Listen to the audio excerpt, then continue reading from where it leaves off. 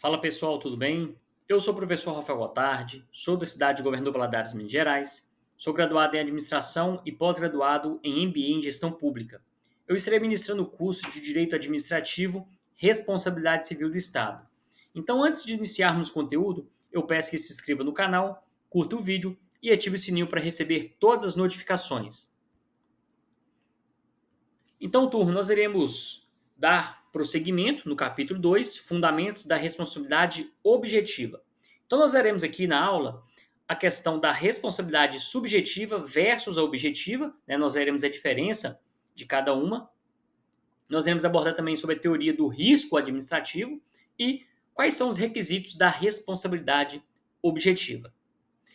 Então, sobre a responsabilidade civil do Estado. Então, é um campo muito vasto, complexo, é um dos pontos cruciais, principais da discussão e da análise que gira em torno dessa diferença, né, entre a responsabilidade subjetiva e a objetiva.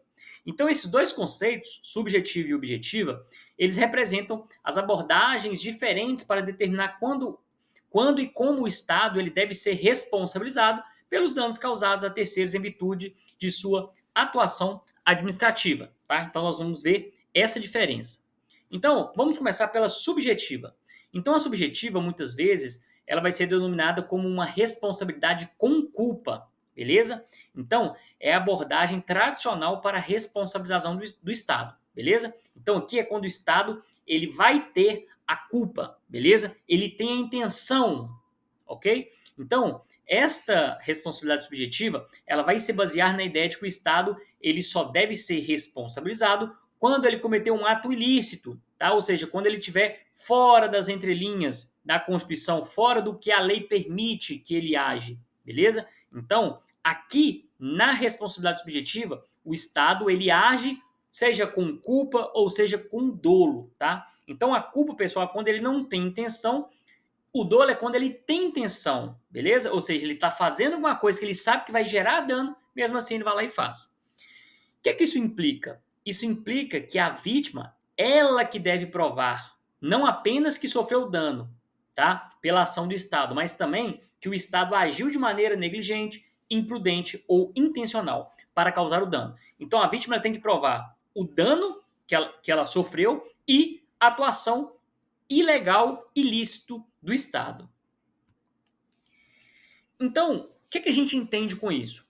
Que esse modelo, né, da responsabilidade subjetiva, ele coloca o ônus, tá, significativo sobre a vítima. O que seria esse ônus? A vítima ela passa a ser a figura principal e responsável por demonstrar a existência de culpa por parte do Estado. Então, não é o Estado que tem que se defender, falar que eu não sou culpado. É a vítima que tem que provar que o Estado ele agiu de forma irregular. Então, isso pode ser complicado, e de fato é complicado, especialmente quando se lida com atos administrativos complexos. A gente tem diversos tipos de ato administrativo, então é muito complexo, tá? Não é nada simples, né? São diversas decisões governamentais que podem ser justificadas por motivos ilícitos, tá? Legítimos. Então, o que está querendo dizer aqui?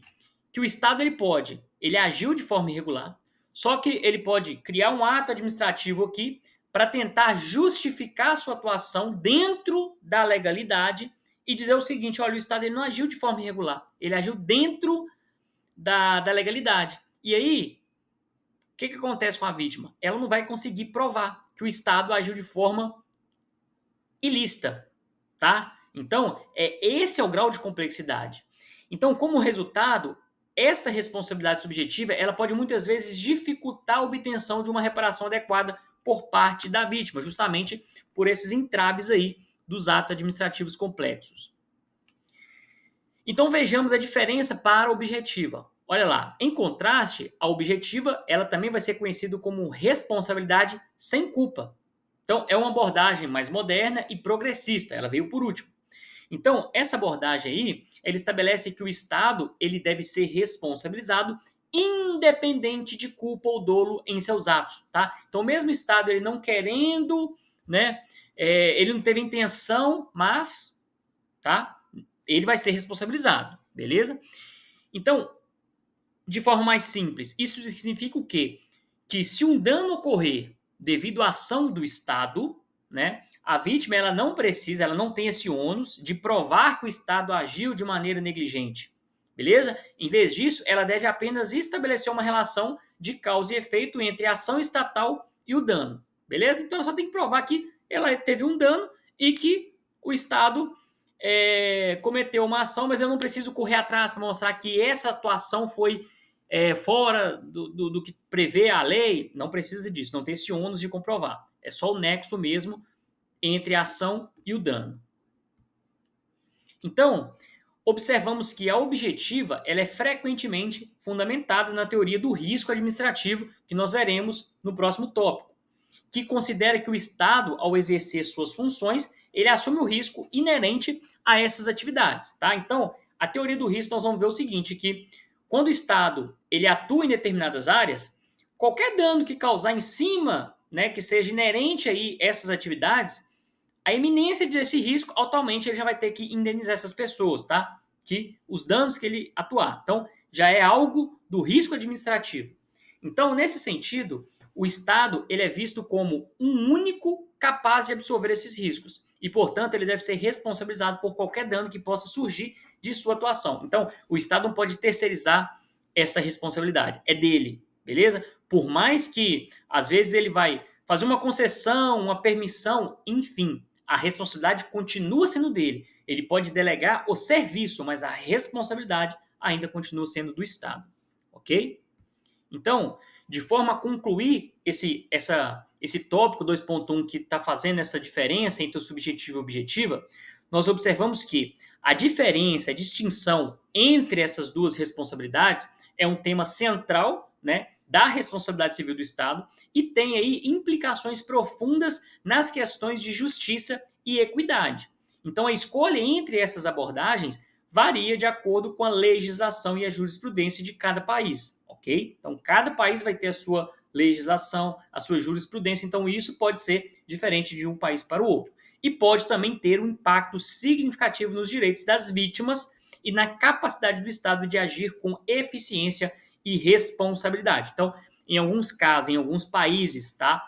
Essa indenização ela vai ser mais rigorosa, em outros, nem tanto. Ok?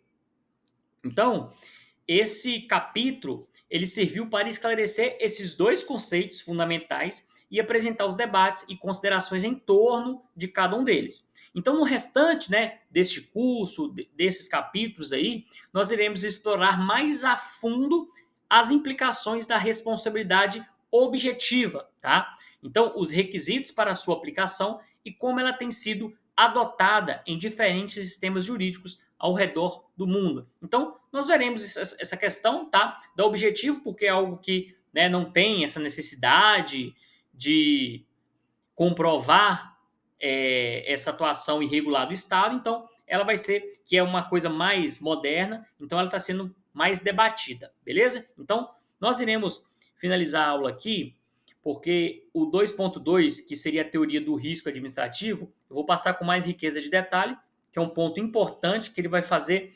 uma explicação mais assim, incisiva em cima da objetiva, ok? Então, eu vejo vocês na próxima aula, na parte 2 aí. Obrigado.